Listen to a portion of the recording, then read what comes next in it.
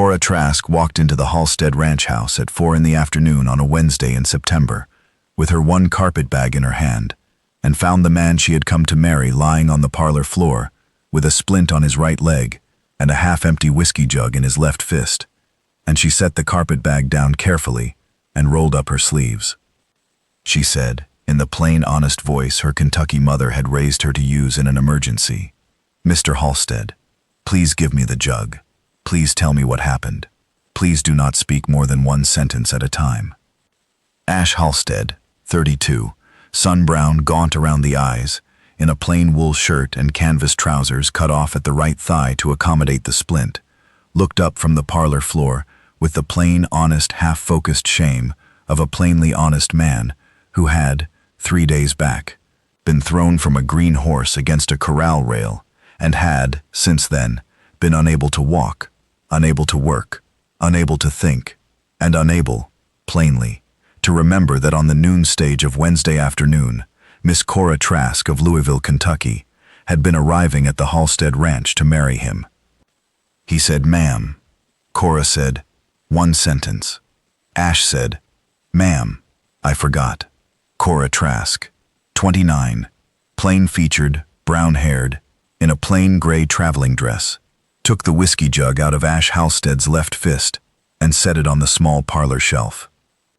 She said, "Mr. Halstead, do not speak. Where is your ranch hand?" Ash said, "Old pen, bunkhouse. He is 72. He cannot lift me." Cora said, "I can lift you. Where is your bed?" Ash said, "West room." Cora said, "Please put your good leg down. I will do the rest." She got a shoulder under his arm. She got him up. He was tall and gaunt. He weighed more than she expected. He weighed less than a man of his size ought to. She half-carried, half-walked him to the west room. She lowered him onto the bed. She got the splint straight. She got the pillow under his head. She got a plain, honest, small, clean bowl of water and a plain, honest, small, clean cloth, and washed his face. She said, "Mr. Halstead, have you eaten today?" Ash said, "No." Cora said, "Have you eaten yesterday?" Ash said, "No." Cora said, "Have you eaten the day before yesterday?" Ash said, "Cheese and bread, small amount." Cora said, "Sleep. I will bring broth. Do not speak." Ash Halstead slept. Cora Trask walked out to the bunkhouse. Old Pen, 72, in a plain wool coat and a plain silver mustache, was mending harness at the plank table by lamp. He looked up. He said, "Ma'am." Cora said, "Old Pen, my name is Miss Cora Trask of Louisville. I was to marry Mr. Ash Halstead of this ranch this afternoon. My letters said Wednesday of the second week of September. Mr. Halstead was thrown from a green horse 3 days back and cannot walk. He has not eaten in 2 days. He has been drinking. I have put him to bed. I need to know plainly what the ranch's situation is. Please speak." Old Pen set the harness down. He said, "Ma'am, the ranch is 160 acres. There are 40 head of cattle, 2 milk cows, a small flock of hens. The cornfield on the south quarter is ripe and needs cutting in 3 weeks. Mr. Ash's brother Riley has been running the fence and the cattle since the accident. Riley is 19 and honest. He rides at first light and comes back at dark. He is not yet the boss. He does not know he is not yet the boss. He is doing what he can. The cook has left for a wedding in Denver and will not return for a fortnight. The ranch has no housekeeper. The county doctor rode out on Sunday and set the splint and told Mr. Ash to stay off the leg 6 weeks. The county doctor also told Mr. Ash to stop drinking. Mr. Ash has not, ma'am, stopped drinking." Cora Trask said, "Old Pen, please fetch Riley to the plank kitchen. Please tell Riley to sit at the plank table. I would like to speak with him at 6 about the ranch." Old Pen said, "Yes, ma'am." She fed Ash Halstead a plain, honest bowl of thin broth at 6. She fed him a small, plain, honest slice of buttered brown bread at 7. He kept both down. She sat by his bed while he slept. At 8 she went out to the plank kitchen, where Riley Halstead, 19, sun-brown, straight-shouldered, was sitting at the plank table with Old Pen. Riley said, "Ma'am." Cora said, "Riley." She said, "Riley, your brother has been drinking 3 days. He has been in bed 3 days. He cannot walk 6 weeks. The ranch cannot wait 6 weeks. I am going to run the household, and I am going to help you run the ranch. I have run my father's small farm in Kentucky for 11 years since his death, and I have kept the ledger of a boarding hotel in Louisville the last 3 of them. I know a ledger. I know the harvest of a cornfield. I know a small, honest herd. I am asking you plainly to let me help you until your brother is well. I am asking Old Penn to teach me the plain, honest things I do not know. I am asking you to write your mother in Cheyenne tomorrow and tell her the plain, honest shape of what has happened here, so that she knows before she hears it by rumor. That is the plain, honest offer. Please answer." Riley Halstead said, "Ma'am."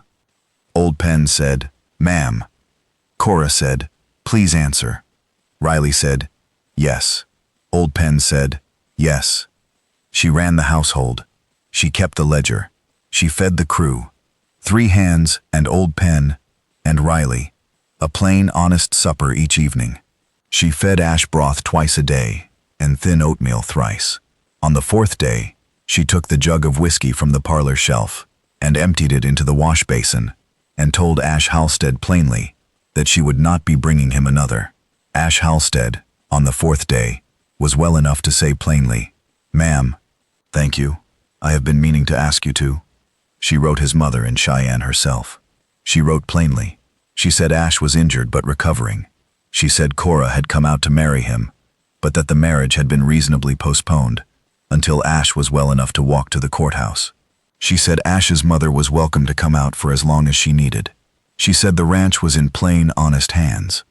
Ash's mother, Netta Halstead, 61, arrived on the 4 o'clock stage on Saturday. She embraced Cora at the plank kitchen door. She said, in a plain, honest voice, "Miss Trask, you are the daughter I have been praying for." Cora said, "Mrs. Halstead, please call me Cora." Netta said, "Netta, please, if we are to be running one household." Ash Halstead was on his feet by the 3rd week. He was walking by the 4th. He rode by the 7th. The cornfield on the south quarter was cut on the 8th by Cora, Riley, Old Penn, 3 hired hands, and 1 plain, honest borrowed borrower called Vessel, who lived 4 miles east. On the 2nd Sunday of November, at supper, Ash Halstead said, "Cora." Cora said, "Ash." He said, "Please marry me." Cora said, "Yes." Ash said, "I have not been drinking 2 months." Cora said, "I know." Ash said, "I would like you to know that." Cora said, "I know it." The circuit preacher married Ash Halstead and Cora Trask in the front room of the Halstead Ranch on the 2nd Sunday of December. Netta gave the bride away. Riley stood witness for Ash. Old Penn, 72, stood witness for Cora at Cora's private request, because Old Penn had, plainly, kept the plank table honest through the whole plain, honest recovery. Cora wore a plain gray dress. Ash wore his one good coat and stood on his own 2 legs for the whole ceremony. 2 years on a warm September evening at the Halstead Ranch, Cora Halstead sat on the porch step with Ash beside her and their small daughter Netta, 6 months old, asleep against her chest. Ash Halstead had, in the 22 months since Cora Trask had first walked into his parlor at 4 o'clock on a Wednesday in September, not touched a drop of whiskey. His right leg had healed. It ached in cold weather. It rode a horse plainly. Ash had, in the 22 months, put on 12 pounds and had grown, in Old Penn's plain, honest assessment, a full inch taller from the plain habit of walking with his shoulders back. The cornfield on the south quarter had, in October of the previous year, yielded the largest harvest in the ranch's 14-year history. In October of this year, it had yielded the 2nd largest. Riley Halstead, 21, was foreman. He rode the fence in the ordinary voice of a plain, honest foreman, and had, in November, begun to keep his own small ledger of a small, honest cattle trading business. He had started with the plain, honest advice of his sister-in-law, who kept her own small, honest ledger at the same plank table. Netta Halstead, the mother, 63 now, sat in the porch rocker with her mending, and had, at Cora's plain, honest insistence, moved permanently into the small back room off the mudroom. Ash said, "Cora." Cora said, "Ash." He said, "The jug on the parlor shelf." Cora said, "The one I emptied on the 4th day." Ash said, "Yes. I picked it up in the mercantile yesterday when I was in Broken Ridge. Not the same jug. A jug of the same maker. I picked it up and set it back down at the counter, and said aloud to the counter, plainly, 'I do not need you.' Old Weller heard me at the counter. He wiped his eye. He said, plainly, 'Halstead, well done. I want you to know.' Cora Halstead said, 'Ash.' He said, 'Yes.' She said, 'Well done.' He kissed her temple. Baby Netta slept on.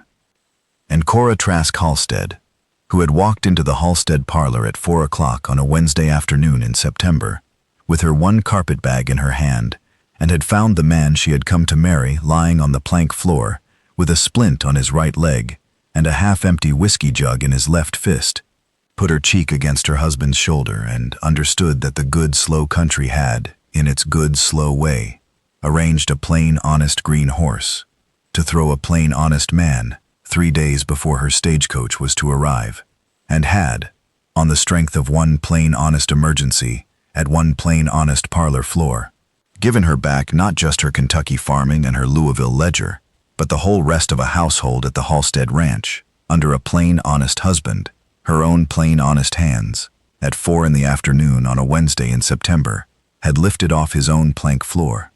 And so it had been,